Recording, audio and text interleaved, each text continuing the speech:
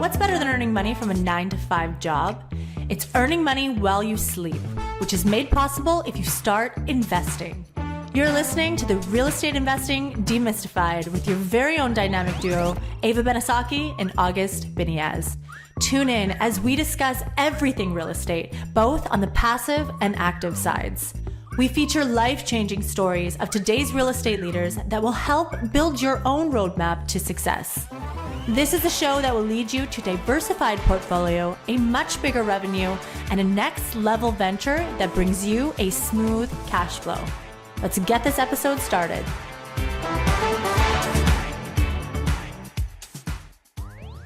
All right, welcome back to Real Estate Investing Demystified, everybody. Welcome back, everyone. Excited to be here. August is on Cuban coffee these days, so... Yeah, I mean, I don't drink coffee. I just... he literally sips like this much. We were at a Cuban, shop, a Cuban bodega, I believe they call it. and Ava, we go there to get you the Cuban croissants that you love.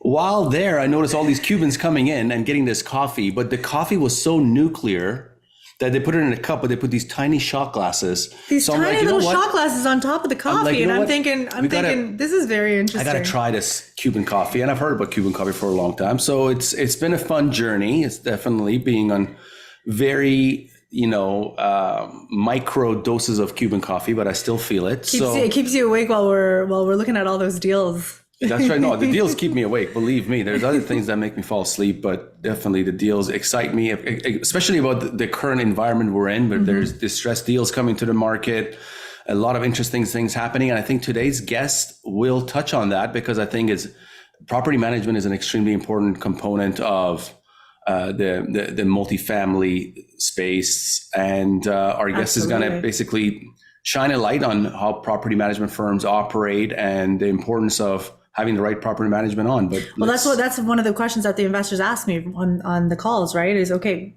what property management company are you working with? Are you guys vertically integrated? And that's a very important question, is that when investors are on the call and they're trying to figure out who to work with, that's obviously a big point for them. Absolutely. So we're really excited, guys. Today we're joined by Daniel French. Daniel has nearly 2 decades of experience in transacting and operating real estate. He is a CEO at ResProp, a property management firm. So we believe this interview with Daniel will bring great value to both active and passive investors looking to learn more about the mechanics of how multifamily property management firms operate. Welcome to the show, Daniel. Welcome, Daniel. Oh, thank you so much. Very excited to be here, and I'm a big fan of you guys, August and Ava, and just what you're trying to do for your audience and just trying to be here to create value for your audience now. We really appreciate that. Thanks for taking the time. Yeah, thanks so much for taking the time. Let's dive into things. Let's discuss ResProp, the property management firm that you're a CEO of. How did you start with the firm? Did you start working for any other property management firms before ResProp? And tell us about your background and how you got started in the property management business, please. Yeah, I would love to. And it probably will resonate with a lot of folks that are trying to rise up in the industry, because that's where I started was back in 2005, just bootstrapping, right? And I found was very grateful to find 2 amazing partners. And so my one partner I've been with for 18 years, his name is Pete Rex, and his brother Rob.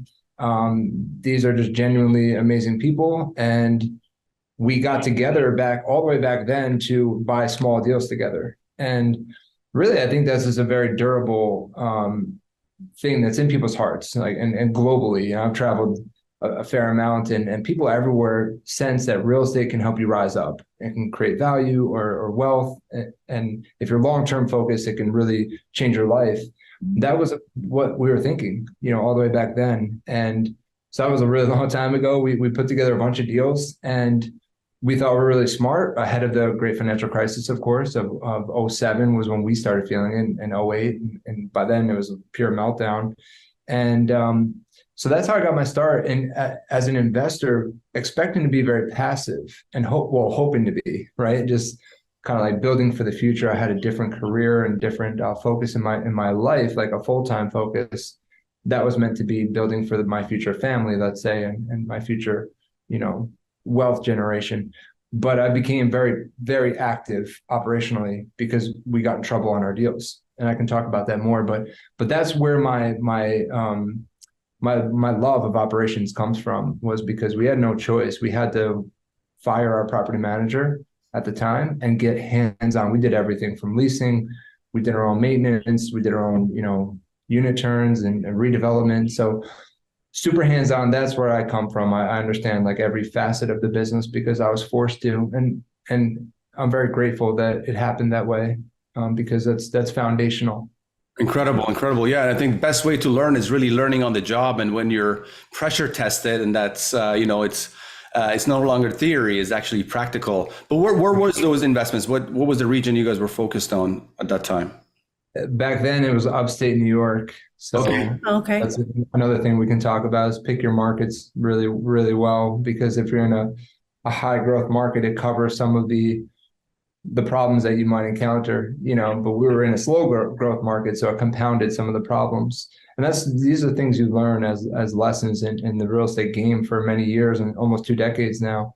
You got to pick your markets. That's why betting on Florida and Texas in the last 13 years or 12 years has been amazing. Yeah, no, of course. And you talk about Florida. I mean, we were in Florida doing some property tours. We were there with an associate of ours, and we were looking for a new property management firm, and they actually recommended your group, and we walked a few properties with some of your associates. So talk to us about how did you come from just managing your own properties into becoming a well-known enough firm that some of the brokers were talking about you guys. Obviously, this associate of ours introduced you guys as well. How did that transition, that growth come about? Well, first of all, it's such an honor that someone from word of mouth would mention our team. It's a very, very competitive space. So that's a huge, tip of the hat to our team doing good work out in the field. But and also my favorite part about the Florida tours that I do is a Cuban coffee. And then when you go on site, our teams are very warm in South Florida. They'll always make you Cuban coffee. It's amazing. So I've done a couple of those recently. The last 2 months I was in Florida. But how it all came about was we built from 2011 onward. Again, common thread was Pete Rex, my business partner. He's the founder and chairman, and that was a platform that he really built, and that was vertically integrated. So at first we were just a pure, owner operator is what they would say in the business. That means you only operate the deals you have an ownership stake in, or you're the general partner of those deals. So you only operate those deals. Now, from 2011 to 2019, we were almost exclusively an owner operator, right? We only did our own internal deals. And then in 2019, what happened on the private equity side from a business standpoint was that we no longer felt compelled that there was a good buying opportunity, because what we showed up to do in 2011, 12, 13, 14, that was a specific moment in time. And you can just, you can bet on the future of the market. And I think we made really strong bets and have the returns to show for it. But by 2019, it was so frothy and we didn't feel like it was a good time to just keep deploying mindlessly, So instead we shut down, which was a move that almost no one else did that I'm aware of. We shut down the buy side of our business and sold about $1 billion of assets in 2019. But we loved the property management business for many reasons I can go into if that's helpful. We loved it so much that we wanted to continue operating that business and pivot it from being that owner operator to providing third-party property management for other groups. And that was a bit of a strategy shift, obviously, and it took some time to bake up new processes and new mentality and new paradigm of how to operate in that new business. Because I would say it's a completely different business now, looking back with so many years of perspective. Amazing. Awesome. Yeah, no, that's great. And we'll kind of get into the mechanics of really how property management firms are operated. But yeah, definitely. I can't wait. But first, could you actually differentiate between asset management and property management? Happy to, and feel free, by the way, to cut me off because this might get a little bit weedy. But the way I look at it, right, both what they have in common is to maximize the value of the asset, right? That is both the mission of the asset management team and the property management team.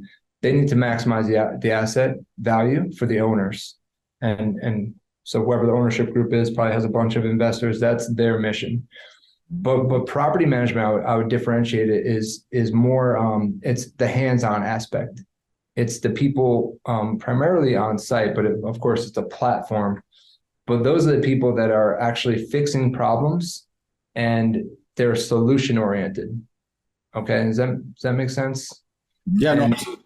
whereas asset management, they're operating almost like a 10,000 foot or 30,000 foot level, and they're a little bit more financial focused, right? They might be looking at dashboards and pro forma, how they're operating against the going in pro forma and saying, all right, this doesn't look good. What is happening with the on-site team?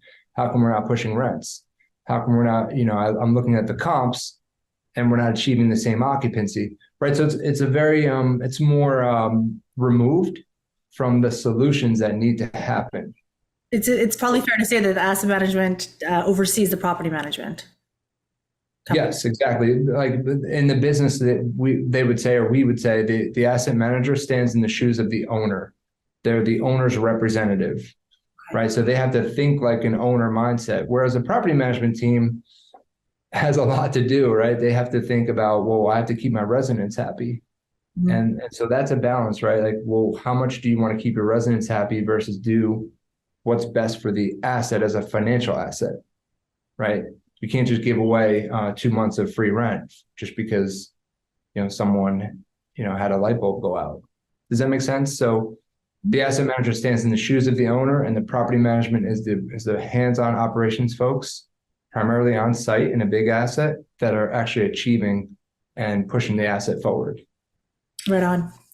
Okay, yeah. Great. No, thank you for explaining that. Let's differentiate between institutional and non-institutional properties. Is it fair to say that 100 plus doors is considered an institutional property? Yeah, that, you kind of nailed it. That is what we've said in the past, is that 100 plus doors makes it far more easy to manage in the traditional sense. So if you get below 100 doors, you got to do something completely different, which is more of like a what you would call like a pod mentality. Let's say you're trying to get 2 or 3 assets that are close by in a geographical basis, and you can kind of run them together. But when you have 100 plus units, I think you nailed it. You can staff an on-site team, so it makes the deal work a lot differently. Okay, makes sense. And does property management firms like ResProp manage non-institutional properties, or like single-family properties, or even like a fourplex, a triplex, BTR, SFR, or other rental short-term rental properties? We just want to differentiate. Do somebody who's got a short-term rental, do they contact ResProp, or is there a differentiating kind of between these larger companies that offer services to larger multifamily assets? I appreciate the question. So the vision is that we will be able to do smaller assets really well, but that remains a vision, because right now our team is set up really to handle the 90 or 100 unit plus deals. And certainly if it's a single family rental, we would not be your team. We would be much more the 100 unit plus.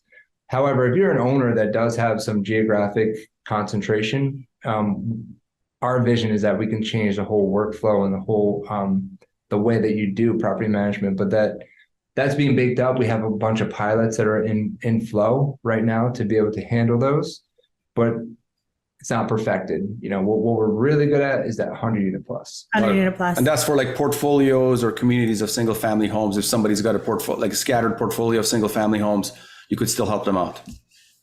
Potentially. I mean, BTR for sure, built to rent for the folks out there. That's more of like sometimes they call it horizontal multifamily. So it really operates in many of the same, almost the same way as a multifamily asset that's kind of like garden style or something like that. Single family that's spread out, we'd have to talk to the owner and make sure we can handle it and maximize that property. So that'd be more of a conversation. Yeah. Amazing. Awesome. No, that makes a lot of sense, Daniel. Now, what is the industry standard for property management fee, and how does this differ with smaller multifamily properties or other residential types when comparing it to institutional multifamily? So what's the difference between? Yeah, we commonly hear that, when you do, short-term rentals or single family is 10% of the rent goes to property management. Then we hear on multifamily side, 3% of the rents go to management, and then you have to pay the fees of the staff that work there, salaries of the staff. Demystify that if you don't mind. Yeah, I will attempt to, because it is very mysterious. But for the most part, if you have an institutional asset, if you want to call it that, 100 unit plus, yes, you are getting 3% of revenue. So that would be your standard. Some groups are going to do 2.75 maybe, and they're going to try to kind of beat other, depending on the asset, right? If it's a huge asset and it's a Class A luxury thing, you could have some differential between 2.5 to 3% of revenue. But then, of course, you have this thing called reimbursements within the industry. It's called reimbursements. And mostly, for the most part, these are pass-through costs that go back to the owner.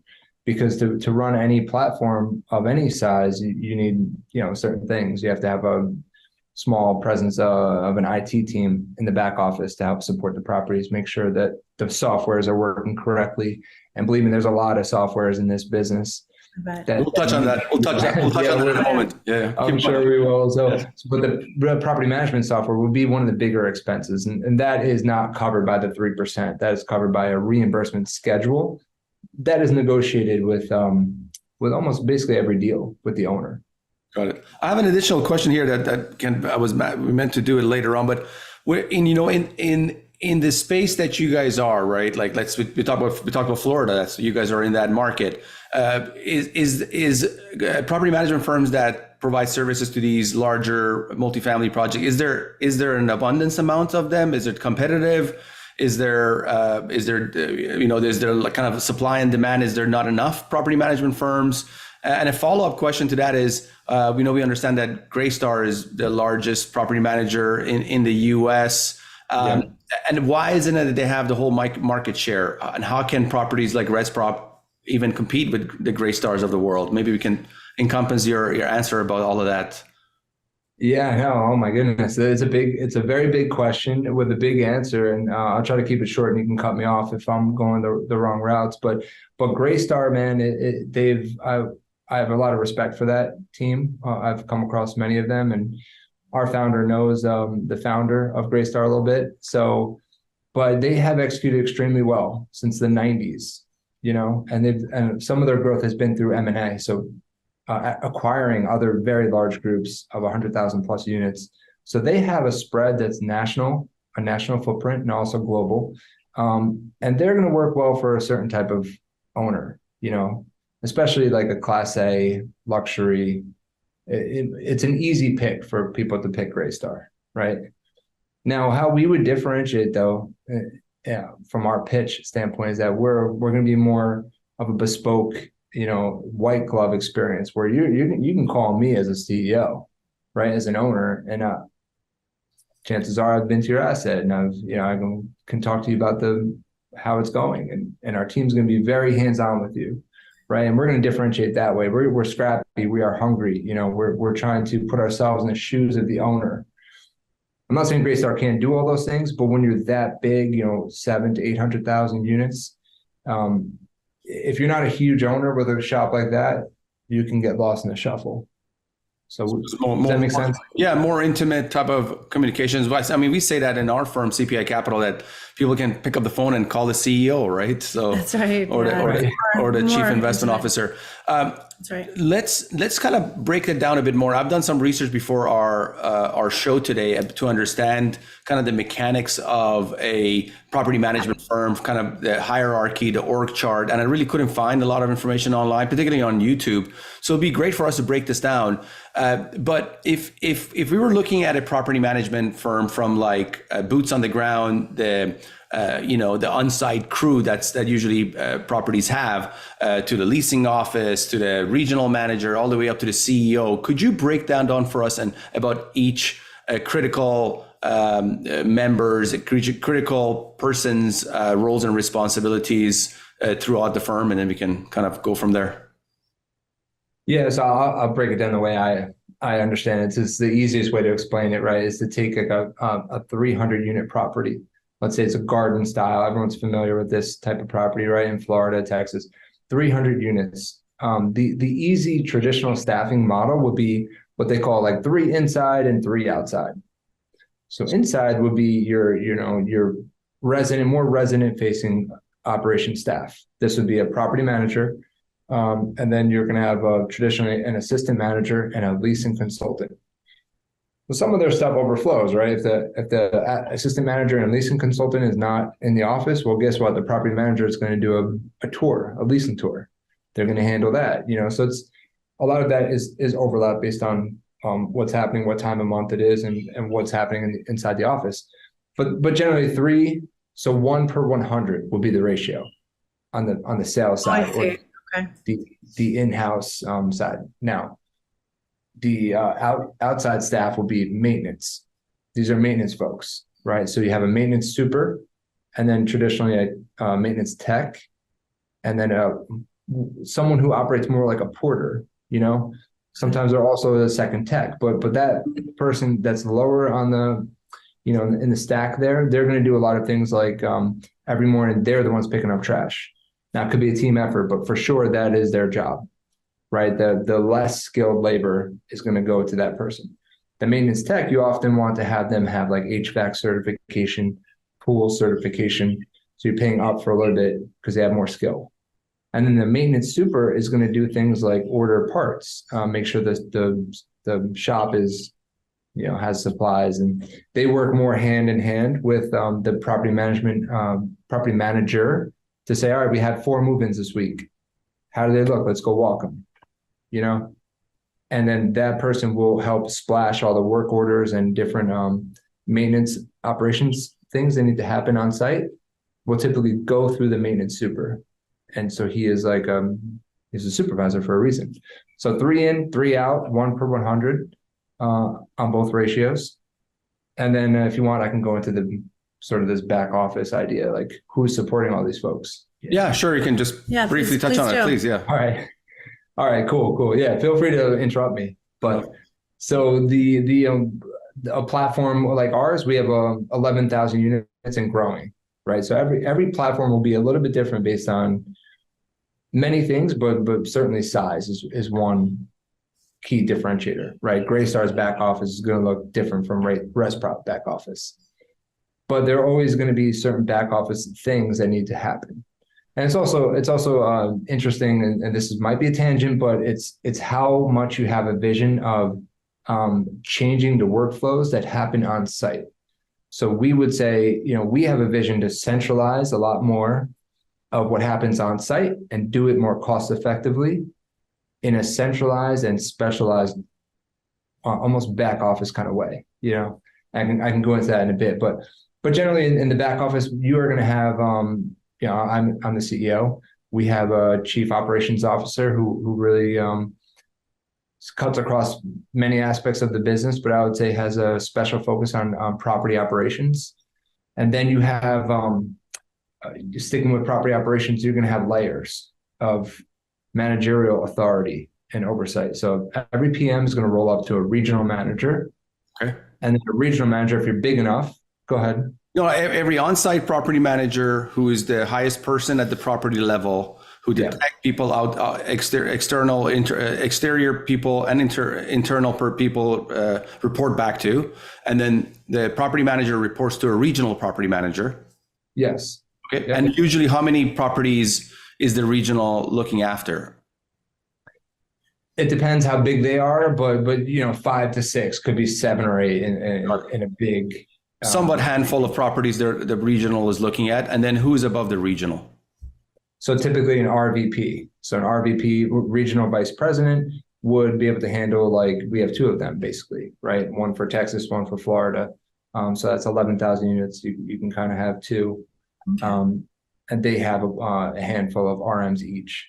So that's the way it flows, and then they flow up to our head of operations. Got it. So that then it flows to the executives within the company, kind of idea. Executives, exactly. Look, then we have construction management as well. That's a whole nother layer to the business, Right. And of course, and owners are they can have they have a menu, right? They can only choose property management. Some say, hey, I love operating the construction side. I have my own team.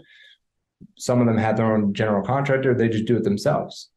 But if they don't have that, we can offer property and construction. Got it. So now let's look at it from perspective of an investor or of a property owner that is hiring a property management firm. So their main point of contact is the on-site property manager. Is that fair enough to say? And the regional. And the regional. Got it. Yeah. The regional Yes. and the They're on-site. very in touch with the regional. Yeah. Got it. So let's say the owner, we were discussing this before the show, but let's say an owner of the property or one of the partners that owns the property is on site and then sees the, one of the ground crew guys taking a nap on a bench.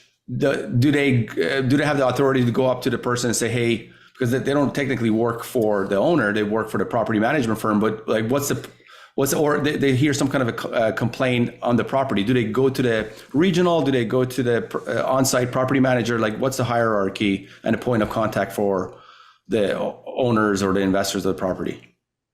Right. It's a really good question. It's a key question, right? Because ResProp, we want to be the most owner-focused operation, right? We know our key customer is the owner. That's not to say that the resident is not supremely important. If you don't have great credit-worthy residents who are happy, they're not going to get retained, and you're going to have a very terrible property. So the resident is key, and we love that aspect to it because you're serving people and you're improving their homes and their lives. But the owner is the key customer of our business. So getting into your question, though, if an owner is on site, what's the authority structure? That's to me is it's just about tact. Some owners are very familiar with our properties. Like we have a couple owners that just go on site, they smoke a cigar, they hang out, they love it. This is their asset, this is their baby, and they're protecting their asset. And they represent LPs, limited partners that are in the asset with them. And they just love being there. They're very proud of their ownership. And so they get to know the teams and the teams know them. So if something's not right, they have that relationship. But if an owner is just coming out of nowhere and then coming in and barking orders, that doesn't tend to work that well. Right? 100%. Just try to respect the channels of, let me go talk to the regional. They're more mature in their business career, and if they can't get a good answer from the regional, they should elevate to the RVP. That doesn't work, they can call an executive. Got it. What I mean? Absolutely. Yeah. Let's talk about a couple more points on this before we change the conversation to some other important points. But let's talk about performance and kind of this the key figure. If a property is not performing as it should, or the occupancy is dropping, or there's other issues on site, maybe a type of tenants that are coming in, is the regional under the gun? Is it the on-site property manager that's to answer? And can an investor or the property owner come in and say, hey, we don't feel that our property manager is performing well, we want this to be changed? Is that something that commonly takes place? Is that something that you guys or property management firms push back on? Because you don't want an investor or property owner to come in every week and say, hey, every month, and we don't like the property manager, let's change it up. That's going to be very difficult for a property management firm to handle. But how do they achieve? I'm sure that within the investment company, there's also asset management division and what have you as well. But how do they seek the best performance? On this concept of trying to make sure that each critical person is performing like the regional or the on-site property manager. Like, maybe you can touch on that a bit, please. Yeah, for sure. Now, I guess they typically have a cadence where either the owner themselves or someone who is like representing them, financial asset manager or whatever, they're going to be on a cadence of, sometimes weekly call with our team, and just they have KPIs and dashboards, and there's a lot of as y'all are great investors, so you're looking at these things, and when something doesn't look right, well, you're going to have action plans and commitments, and then if things still don't improve, it just gets elevated and you ratchet up the pressure. The thing I kind of love about our business is and the way I operate, I'm never satisfied. I'm always, because every dollar counts in our business. So even if you are hitting pro forma, who cares? Let's blow it out, So a good operator in my mind is someone who's continuously dissatisfied with current performance. They have a vision that it could be better, and then they have belief that they can achieve more, And to me, that's the definition of a real good operator. That's someone who's always pushing, pushing. Who would you say is the most critical person in this chain of command that exists? Is it the on-site? Is it a regional? What would you say? Well, I would say the least critical is me, but oh boy, it would have to be between the PM and the regional. Got it. You know, They have because and just to provide color on that, it's because it's such a people business, and the leadership has to happen at that level. The subsidiarity needs to be driven down to the PM level, because they're the ones that are going to hire great people. They're going to keep them motivated. They're going to train them. They're going to keep them accountable. And that really has to happen from that lower level. It can't happen from just pushed down from like someone at a corporate office. Doesn't work well. Got it. I have so many more questions, but we have to move on to our kind of the next topic. Time flies. We'll do part two. Yeah, definitely. Okay, let's talk about the state of the multifamily market currently. Obviously, real estate is cyclical. I believe we're between the hyper supply / recession phase of the market currently. What do you think, Ava? I agree with you, August. Yes. So we're seeing some distress coming to the market. Obviously, office is having a big effect on the kind of macro real estate market as well, with currently 25% vacancy and up to 50% phantom vacancy that exists in office space. It's definitely having an effect. We have certain banks that have failed.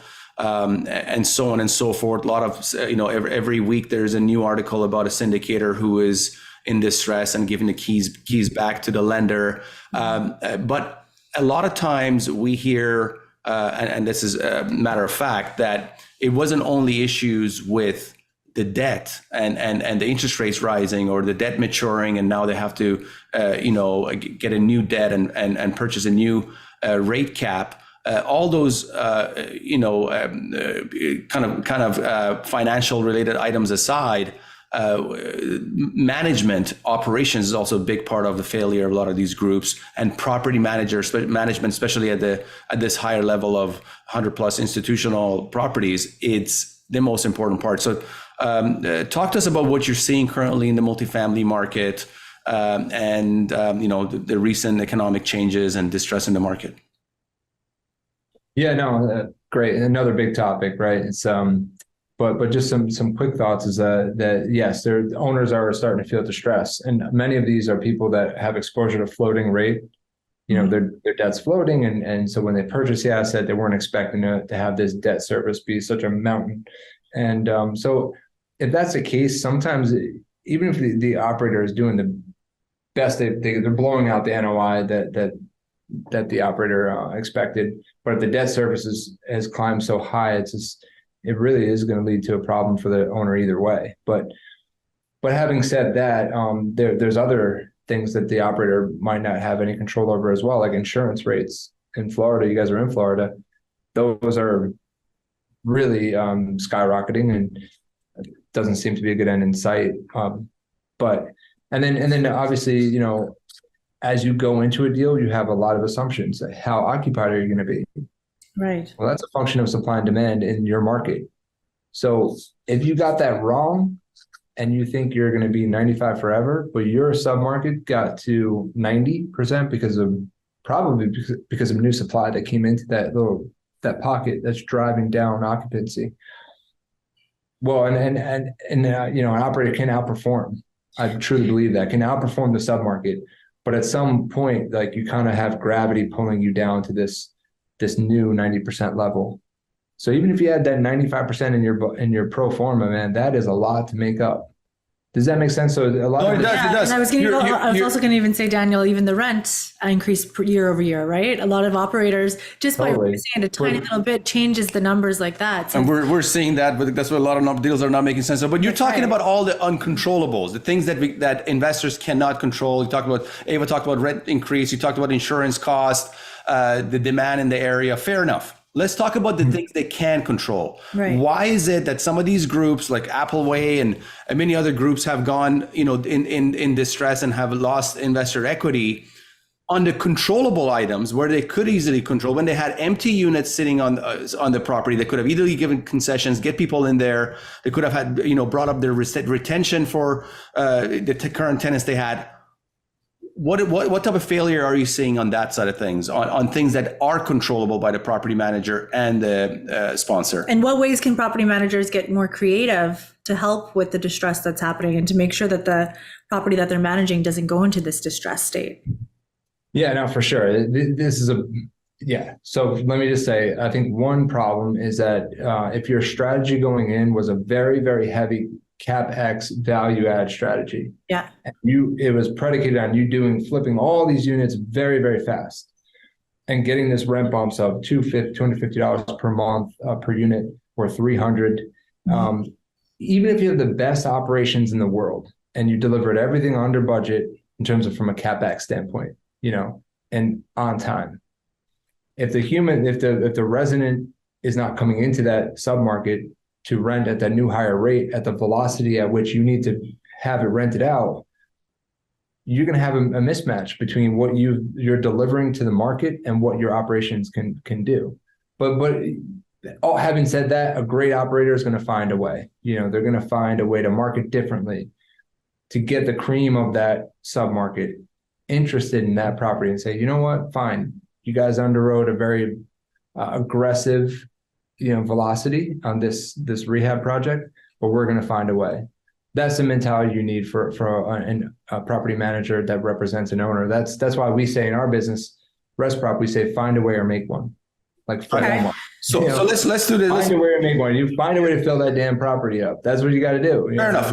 That's what you get paid to do. Dan, you're the CEO of the ResProp. You have a property that is coming to distressed territory. The occupancy is dropping, is getting to dangerous levels. It's sitting at, when it got in you guys managing it is at 95%, but the property is now sitting at, let's say, 80% and dropping. What is it that you do?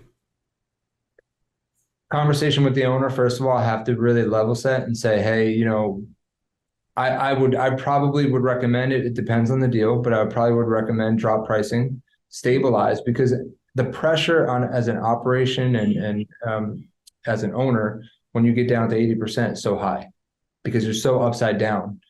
And then everything kind of compounds upon itself, if that makes sense. So your on-site team has to walk more vacant units because what's going on behind the door, and instead of walking 20 vacant units, they're walking like 50. And they're trying to understand, like, what should I make ready? How do I spend these precious dollars and which one do I show? So when you can get to a more stable number, even if it's like 85 to 90% occupancy, I would recommend getting up there and sometimes taking concessions or sometimes dropping pricing. You hate to do that, but sometimes you do it. You restabilize and say, all right, Mr. and Mrs. Owner, we're going to come back together. We're going to repivot strategy every time we level up and ratchet up the property. Okay, fair enough. You have 11,000 units under management. I'm sure you've had experience in the past that you had that conversation with the property owner, but they still didn't implement some of the ideas that you had. What did you do? And at what point do you throw in the towel, rather? With an ownership group? Is there ever a point where the property management actually walks away saying, hey, this thing is going down to a level that we're not going to even manage this anymore? Or is that not common practice? But what happens aside from that? What happens if you've provided your advice to the owner and they're not taking your advice and the occupancy keeps dropping? What do you do? Yeah, well, let me go to the first one. I think that we're in new territory, right, for many multifamily people, because COVID was tough, but I think multifamily proved very resilient from an operation standpoint, right? So immediately everyone was very scared, including our team, safety of people, our teammates, our residents. But then I think we got over that quick. But then you saw rent going crazy. And then the 10 years leading up to that in a low interest rate environment, it was good times. So you didn't really see a lot of these distressed conversations happening. But to answer your question, have we ever had to walk away? I think the thing that would compel us is when the owner gets in so much trouble, they're not even paying their bills. That's a really bad spot, right? Because we've unfortunately had to deal with this. So if an owner can't pay vendors, well, it impacts our whole our platform, our way of, staying in business, because vendors, they only know us, ResProp. They don't know the general partner, almost never, right? They just say, oh, ResProp contracted me, and then ResProp didn't pay its bill. Does that make sense? This is why being a third-party third-party provider is a little bit difficult. Right. Because your owner runs out of money. That's a cascading effect. It just has like a compoundedly more difficult. It just gets more difficult by the day. And then sometimes the property management fees don't get paid. That's a real bad day, That makes a lot of sense. Yeah, no, for sure. Daniel, could you share some effective property management strategies that your firm has implemented to keep multifamily assets financially stable and out of distress? Yeah, I think just as a platform, we have a couple of differentiators. One is that we have a very forward-looking approach on centralization. So we have taken a lot of the tasks that are very mundane or very rote that can be done, we believe, much better in a more controlled environment with more high fidelity in a back office setting. So you can have someone specialized in renewals and making sure that we have, if the owner wants X%, we're showing that out to our residents at that particular property. Evictions would be something similar. Even setting up leasing tours, we find that we have a lot of data behind this, by the way, to prove that we can do it better in a controlled setting offsite. And then you can use technology to automate some of this stuff and make it more efficient and cost effective. So centralization is one differentiator. I think that's going to take multiple decades to really actually, prove itself out in a more fulsome way. But then we have a thing called the Biz Tech program. So this is where we try to identify new college grads, right out of school, to get them interested in property management. And they bring energy and creativity and, just like a new buzz to a property, and it's worked out very well. And then we can rise them up to through the ranks to become a property manager someday. Because I really believe our industry needs more talent, more people coming into it. You're running a $30 million asset, $40 million asset, and we're paying people, comparatively not that much money. Okay. And so we believe that, training people on the financial acumen side, how to think like an owner, how to be creative, how to be more tech forward. This all works better if you staff it with a bunch of biz tech program like graduates, like grow them up internally. Does that make sense? Yeah, for sure. And kind of mold them into being, that makes total sense. Okay, next question. How does your firm approach tenant retention and satisfaction? And why is this important for multifamily investors? Well, it's key for multifamily investment. I mean, it depends what your strategy is on your property. Sometimes you want to have velocity of people moving out so you could rehab the units real fast. And that's part of your strategy, and hopefully you've capitalized it correctly coming in to do that. But most people, they're running a stabilized asset as an owner, so retention's critical. There's very famous studies of like how much does it cost to flip a unit versus keep the unit occupied with a renewal with someone who's retained as a resident. And so the costs are many, right? You have a unit turn cost, so how to have it get it make ready. So you have to put in new blinds and repaint and put in new carpet and whatever you have to do. And then you have vacancy. So you might be having a vacant unit for 15 days or 30 days.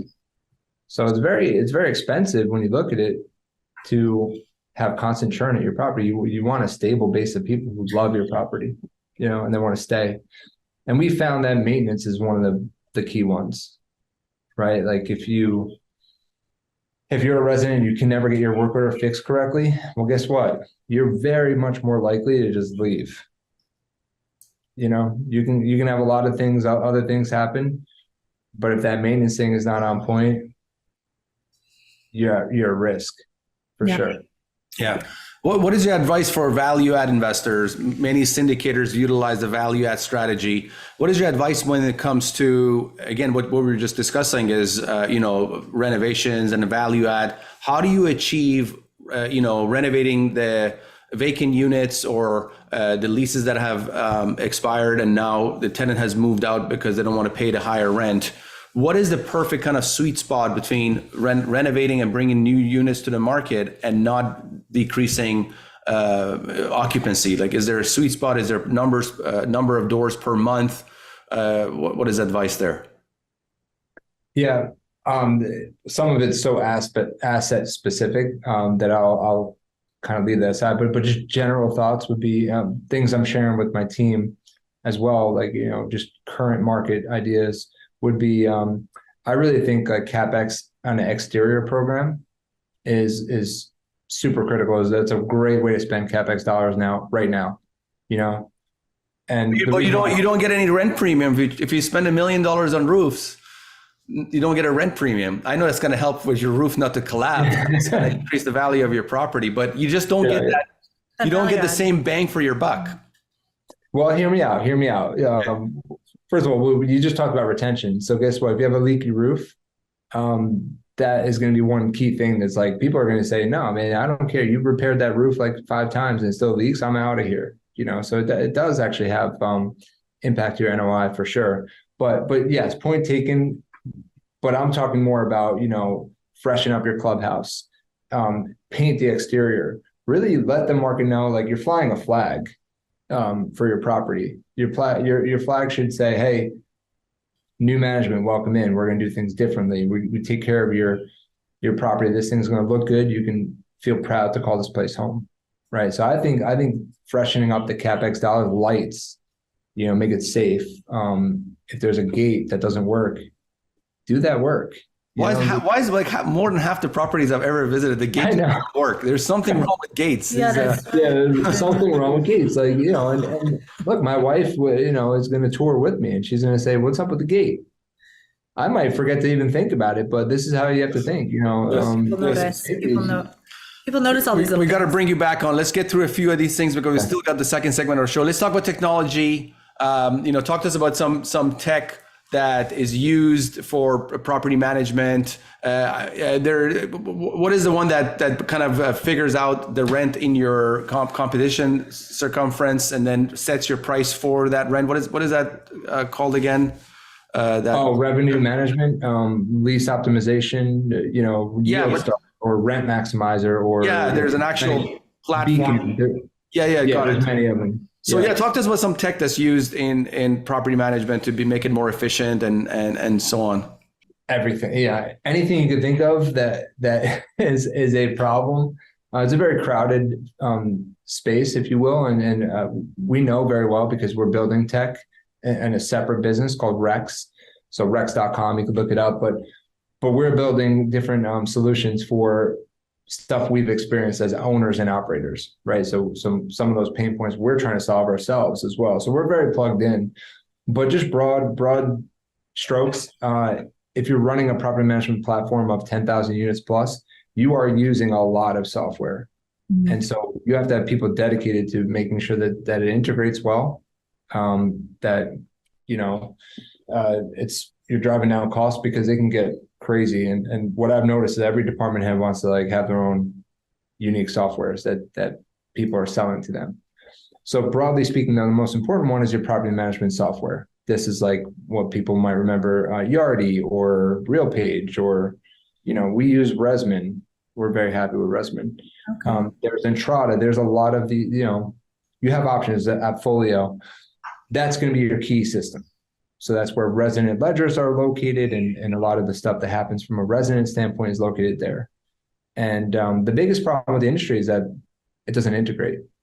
The integrations that happen between leasing and maintenance and everything else plugging into your property management software, including purchasing and procurement, these are massive pain points. And that's why we even got into the real estate tech, because we just were like, no one's building good stuff.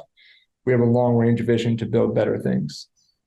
So that, we can go anywhere you want from there, but that's no, we appreciate that. That's perfect. So the advice on the tech that sets your price relative to your competition's price, is that something you promote and you advise for, or do you see it not useful? What is the strategy there? Well, we have traditionally used it and advised people to use it. I'll say that for sure, because you could look at data and just there's been many kind of A/B testing if you use the property management revenue maximization software versus don't use it, it just tends to drive better outcomes. It might be 1 or 2 or 3%, but that's a lot. That's meaningful. Now you have to manage it extremely well. You have to put in good inputs and make sure all your systems are up to date and your comp set is up to date. Otherwise, like garbage in, garbage out kind of thing. So you have to really heavily manage it. You don't just like have this magical software that does everything and you just shut your brain off. Your teams have to be super plugged in. Just like our CRM that we have. That's right. It's a very, complex CRM, but we got to be totally plugged in and manage it. Last question. On it, otherwise it owns you. Yeah. Yes. Yeah. Last question, unless Ava, you have any other questions before we go to the next segment of the show. This is more opinion. This is more about your thesis. A lot of, I can't really say a lot, but some of the, multifamily owners and syndication groups, investment firms, some of them have their own property management firm in-house. They're vertically integrated, as is known in the space. What is your thesis on this?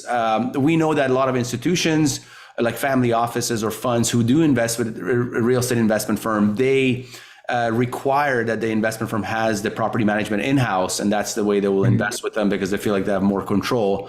But what is for somewhat newer groups who are getting into the space, newer syndicators or smaller groups, boutique investment groups, is your advice to go ahead and start their own property management in-house? Overall, what is, and I'm sure you've talked about this topic before in the past, is probably an important part of your business. Give us your thesis on this.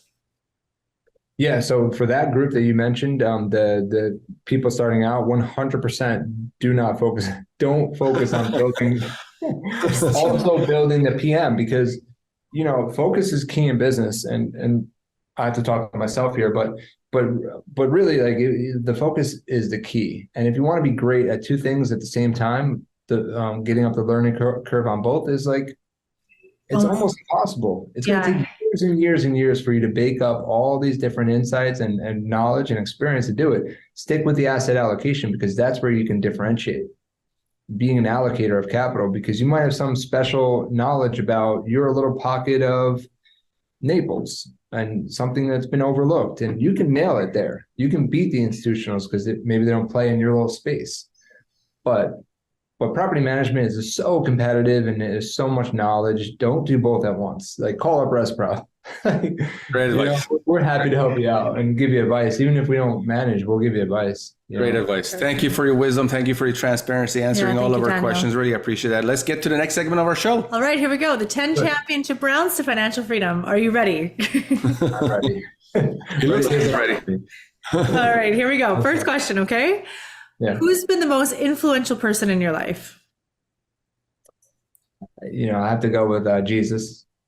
But if I have to go secular, someone I've actually interacted with, my dad would be number one. He's passed away 20 years ago, but just like working class guy, values, sacrifice for the family, work ethic. So wow. Yeah. Amazing. Incredible. Okay, next question, Daniel. What is the number one book you'd recommend? There's a billion out there, but I would recommend that it's not even a book, but it's something that really changed so much of how I think, is Warren Buffett's The Shareholder Letters. Like, read all of them. Read them from 50 years ago or 50 plus years ago to today. And they're just full of wisdom, investment wisdom, and just thinking about the proper way to be downside protected is amazing. It's hard to get through, but great. That's a good one. Yeah. You got to do that. That's the absolutely. first one we got that. All right. Next question. If you had the opportunity to travel back in time, what advice would you give your younger self? Just don't be so dumb. I mean, no.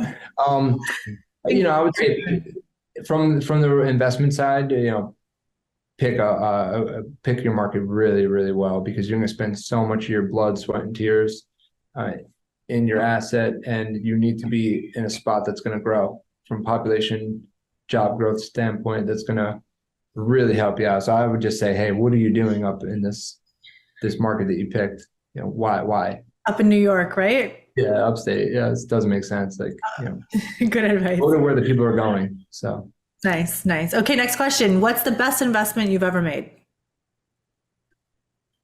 I would say just my wife, like the marrying my wife, finding a great lady and someone who's behind me 100%, 150%, just being a rock, allowing me to achieve in business. And we have 4 kids, so she helps Nice. cover all that. And she's amazing. So yeah, Amazing. Right God on. bless.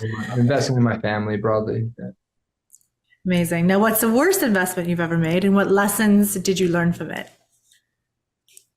Well, it's probably related to my other answer, but that would be by far my worst investment. But I would say there's a couple deals in the recent past that just weren't. We didn't pick our spot very well. I wish we had concentrated our bet a little bit more in Austin, for example, in the real estate private equity business. So. Okay, perfect. Next question. How much would you need in the bank to retire today? What's your number? I might be unique here. I don't have no number. There is no number. I would never retire. Like even when I'm, if I made all the money in the world, I'd still be at it. I would just change my focus. I would be full time in charitable initiatives and doing things like that. So, Right on. I love to build and be entrepreneurial. Perfect. No, that's a good answer. Okay, next question. If you could have dinner with someone dead or alive, who would it be? Again, that'd be Jesus. But if I can pick him, I'd pick George Washington. I think he's like a hero, just someone. I love the American Revolution.